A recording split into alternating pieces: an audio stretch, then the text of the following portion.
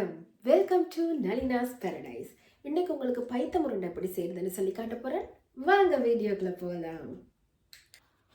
பயத்தம் உருண்டை செய்யறதுக்கு என்னென்ன பொருட்கள் தேவைன்னு பார்ப்போம். முதல்ல பயத்தம் பருப்பு 1 கப்புண்டா, சிவப்பரிசிமா 2 கப். சிவப்பரிசிமான்றது நான் இது இடியப்பமாக எடுத்துருக்குறேன். நீங்கள் கடையில் விற்கிற இடியப்பமாக தான். அப்போ 1 கப் பயத்தம் மாவுக்கு நீங்கள் எந்த கப் எடுக்கிறீங்களோ, நீங்கள் ஒரு டம்ளர் எடுத்தால் கூட அந்த 1 டம்ளரில் 2 டம்ளர் வறுத்த சிவப்பரிசிமா எடுத்துக்கொள்ள வேணும். பிறகு இதே கப்பில் பயர் எதில் எடுத்துறீங்களோ அதே கப்பில் சீனி 1.5 கப் எடுத்தால் காணும். ஏனெண்டா கூட சீனி போட்டால் கொஞ்சம் திகட்டுறது கூட மாதிரி இருக்கும். பிறகு ஒரு அரை மூடி தேங்காய், அதோட சர்க்கரை ஒரு 7-8 கியூப்ஸ் எடுத்துக்கொள்ள வேணும். பிறகு மிளகு 1 டீஸ்பூன், சீரகம் 1 டீஸ்பூன் எல்லாம் வறுத்து பவுடராக அரைச்சி எடுக்க வேணும். நாங்கள் எப்படி செய்கிறதுன்னு பார்ப்போம். பயத்தம் பருப்பை இந்த அளவுக்கு பொன்னிறமாக வறுத்தெடுக்க வேணும். மெல்லிய ஃப்ளேமில் வச்சு வருங்க, இல்லாட்டி பயரை எரிஞ்சிடும். எரிஞ்சால் அது ஒரு விதமான மணமாக இருக்கும். கவனமாக பயத்தம் பருப்பை வறுத்தெடுத்துருங்க. இப்போ நாங்கள் அதே சட்டியிலேயே இந்த தேங்காய் பூவையும் வறுத்தெடுப்போம். தேங்காய் பூ பொன்னிறமாக வரும் மட்டும் வறுத்தெடுக்க வேணும். மெல்லிய ஃப்ளேமில் வச்சு வறுத்தெடுங்க. அந்த ஈரப்பதன் போகணும். ஈரப்பதன் போன பிறகுதான் எங்களுக்கு அந்த பொன்னிறமாக வந்த பிறகுதான், இல்லாட்டி பழுதாயிரும்.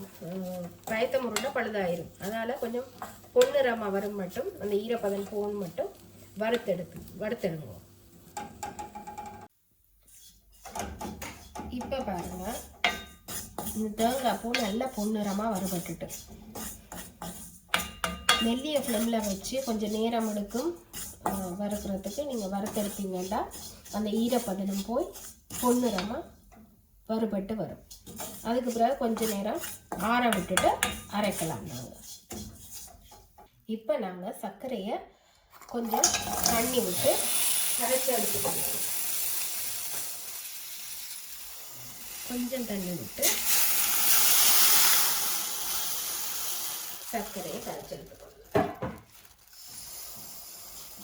இப்போ நாங்கள் சர்க்கரையை கரைச்சி கொண்டாச்சு. இனி மற்ற வேலைகளை பார்க்கலாம். இனி நாங்கள் பயறு, தேங்காய்ப்பூ, வறுத்த தேங்காய்ப்பூ, மிளகு சீரகத்தை அரைச்சி கொள்ளலாம். தனித்தனியாக அரைச்சி எடுத்துக்கொள்ள வேணும். முதல்ல நாங்கள் பயரை அரைச்சி எடுத்துக்கொள்ளுவோம். இப்போ நாங்கள் அரைச்செடுத்த பயத்தம் மாவை ஒரு பாத்திரத்தில் போட்டுக்கொள்ளுவோம். இப்போ நாங்கள் அதே இதுக்குள்ளேயே பயரை அரைச்சதுக்குள்ளேயே நாங்கள் தேங்காய் பூவை போட்டு அரைச்சி கொள்ளுவோம்.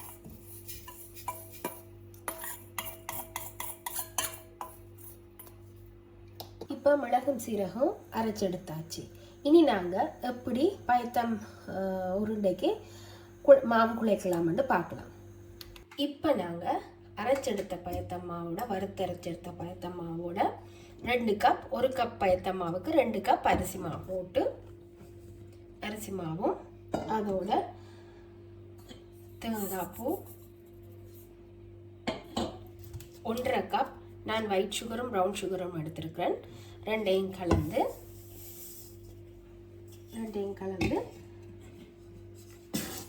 எல்லாம் ஒன்றா சேர்க்க வேணும்.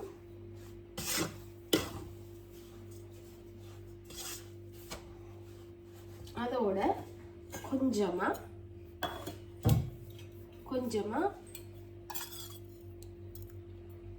இந்த சீரகம் மிளகும் வறுத்து போட்ட பொடியையும் அதோட கலந்து விட வேணும்.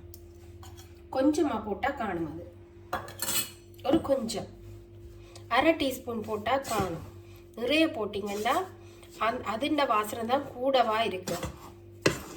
எல்லாம் போட்டு கலந்துட்டு நீங்கள் கொஞ்சம் கொஞ்சமாக சுடு தண்ணி விட்டு குழைக்க வேணும். இப்போ நீங்கள் நாங்கள் கரைச்சி வச்சிருந்த சர்க்கரையும் இதோட சேர்த்து கொள்ள வேணும். நீங்கள் இனி மெதுவாக போட்டு இந்த அரிசிமா, பயத்தம்மா, சீனி, அதோட இந்த சர்க்கரை, தேங்காய் பூ, அதோட சீரக மிளகு, இது இவ்வளத்தையும் போட்டு உண்டா கலந்துட்டு என்ன செய்ய வேணும், கொஞ்சம் சுடுதண்ணியை கொஞ்சம் கொஞ்சமாக விட்டு நாங்கள் பைத்தம் உருண்டைக்கு மாவை குழைக்க வேணும். கொஞ்சம் கொஞ்சமாக விட்டு தான் குழைக்கணும். ஒரேடியாக விட்டுறாதீங்க. ஏன்னா உங்களுக்கு மெது கொஞ்சம் கொஞ்சமாக போட்டு எடுக்கும்போது அது சரியான பதத்தில் வரும். நீங்கள் அள்ளி ஊற்றுனீங்கன்னா பிறகு உங்களுக்கு ஒரேடியாக ஊற்றி குழைக்க முடியாட்டி நீங்கள் என்ன செய்யுங்க, கொஞ்சம் மாவை இந்த எல்லாம் சேர்த்த மாவை கொஞ்சமாக வேறையை எடுத்து வச்சுக்கொண்டு கடைசியாக தண்ணி கூடினால் கொஞ்சம் அதை சேர்த்து கொஞ்சம் நீங்கள் அந்த பதத்துக்கு கொண்டு வாங்க. இல்லாட்டி உங்களுக்கு கஷ்டம். அது நீங்கள் ஒரேடியாக தண்ணியை ஊற்றி விட்டீங்கன்னா அது அப்படியே தண்ணியாக போயிடும். அப்புறம் உங்களுக்கு உருண்டை பிடிக்க இயலாது. கொஞ்சம் கொஞ்சமாக ஊற்றி பயத்த உருண்டைக்கு மாவு குழைக்க வேணும். இப்போ நாங்கள் இந்த மாவை நல்லா குழைச்செடுத்த மாவை நாங்கள் உருண்டைகளை ஆக்கி எடுக்கலாம். சில பேர் அந்த துண்டு போட்டு எடுப்பாங்க. இப்போ நாங்கள் இந்த உருண்டைகளை சின்ன சின்ன உருண்டைகளை ஆக்கி எடுத்துட்டு அதுக்கப்புறம் நாளைக்கு பொரிப்போம். ஓரளவு உருண்டைகளாக எடுத்தீங்கன்னா உங்களுக்கு எல்லாம் எடுத்து வச்சுட்டு நாளைக்கு பொரிக்கலாம்.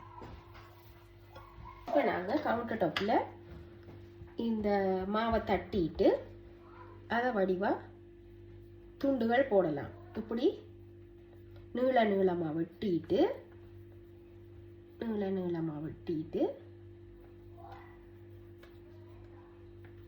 அதை நாங்கள் டைமண்ட் ஷேப்பில் வெட்டி எடுக்கலாம். டைமண்ட் ஷேப்பில் இப்படி துண்டுகள் போட்டால் இந்த மாதிரி டைமண்ட் ஷேப் வரும். இப்படி படிவாக துண்டுகளை போட்டு எடுக்கலாம்.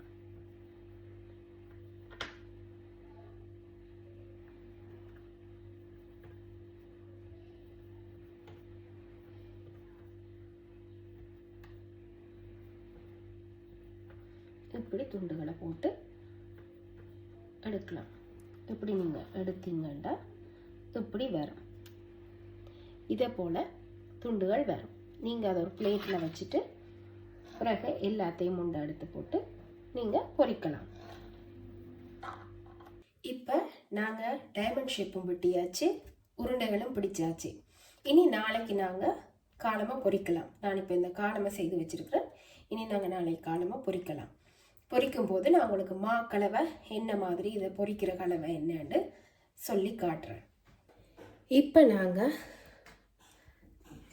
பைத்த உருண்டையை பொரிக்கிறதுக்கு அந்த மாவை தயார் பண்ணலாம். மாவை கரைக்கிறதுக்கு இது இந்த கப்பால் உங்களுக்கு தெரியுதா, இந்த கப்பால் 1 கப் அரிசிமா, அதாவது இடியப்பமா, வெள்ளை அரிசிமா 1 கப் வெள்ளை அரிசிமாவும், இதே கப்பால் அரை கப் கோதுமை மாவும் எடுத்து நாங்கள் இதோட சேர்த்துக்கொண்டு நாங்கள் உப்பு அரை டீஸ்பூன் உப்பும் போட்டு நாங்கள் இதை ஒன்றா கலந்துட்டு அதுக்கு பிறகு கொஞ்சம் கொஞ்சமாக தண்ணி விட்டு அதை கரைக்க வேணும். கொஞ்சம் கொஞ்சமாக தண்ணி விட்டு கரைக்க வேணும். அப்படி கொஞ்சம் கொஞ்சமாக ஊற்றி கட்டிப்படாமல் மெதுவாக கரைக்க வேணும். இப்படி கொஞ்சம் கொஞ்சமாக போட்டு கரைக்க வேணும். இப்போ நாங்கள் இந்த மாக்கலவையை கலந்தாச்சு. 1 கப் அரிசி மாவும் அரை கப் கோதுமை மாவும் அரை டீஸ்பூன் உப்பும் போட்டு கலந்தாச்சு. கொஞ்சம் கொஞ்சமாக தண்ணி விட்டு இந்த அளவு பெட்டர். அதோட இன்னொன்று சொல்ல மறந்துட்டேன், நான் மஞ்சள் தூள் போட்டிருக்கிறேன். மஞ்சள் தூளும் கொஞ்சம் போடலாம். அப்போ தான் அந்த பைத்த உருண்டையை பொரிக்கும் போது ஒரு வடிவான கலர் வரும். இப்போ நாங்கள் இந்த அளவு பதம், இப்படி பதத்தில் எடுத்துடணும். இப்படி பதத்தில் கரைச்சி எடுத்துட்டு எந்த விதமான ஒரு கட்டியும் இல்லாமல் இப்படி எடுத்துடணும். இப்போ நாங்கள் எண்ணெய் சூடாயிட்டு தான்னு பார்க்குறதுக்கு லைட்டாக கொஞ்சம் விட்டால் அது அப்படியே மேலே எழும்பி வரும். பார்த்துட்டு நீங்கள் ஒவ்வொன்றா இப்படி அதுக்குள்ள போட்டு மாக்கில் துவச்சி நீங்கள் எடுத்து போடலாம். மாக்கில் துவச்சிட்டு எடுத்து ஒவ்வொன்றா போடலாம்.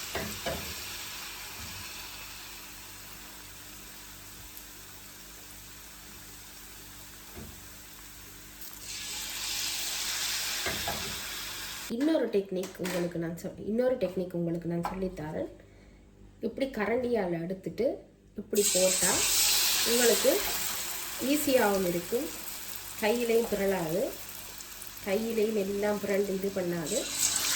நக்கண்டு போட்டு ஒவ்வொன்றா இதுக்குள்ளே போட்டு விட்டுட்டு இப்படி எடுத்து பொரிச்சு கொள்ளலாம்.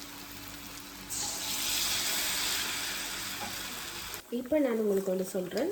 பைத்த முருண்டையை நாங்கள் இதுக்குள்ள எண்ணெய்க்குள்ள பொரிக்க போட்ட உடனே திருப்பக்கூடாது. உடனே திருப்பாமல் நீங்கள் என்ன செய்ய வேணுமெண்டா, மெதுவாக கொஞ்சம் நேரத்துக்கு ஒரு 2 நிமிஷம் விட்டுட்டு அதுக்கப்புறம் மெதுவாக இதை இப்படி லைட்டாக அப்படி அசைச்சு விட்டீங்கன்னா அது கலண்டுரும். இல்லாட்டி அதை அப்படியே ஒன்றோட ஒன்று ஒட்டி கொண்டு வரும். அதால் நீங்கள் மெதுவாக இப்படி போட்டுட்டு இப்படி மெதுவாக கிளட்டி லைட்டாக தட்ட கலண்டு இந்த இப்படி கலண்டு வரும். லைட்டாக தட்ட இப்படி கலண்டு மெதுவாக இது செய்ய இப்படி கலண்டு வரும்.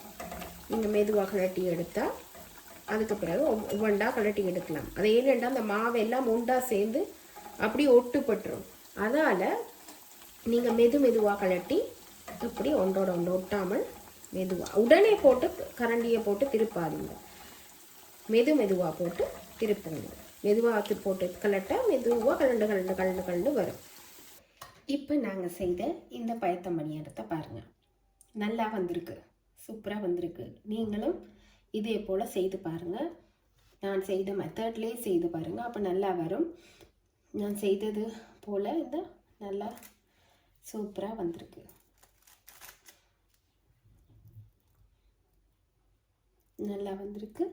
நீங்களும் இதை செய்து என்ஜாய் பண்ணுங்கள்.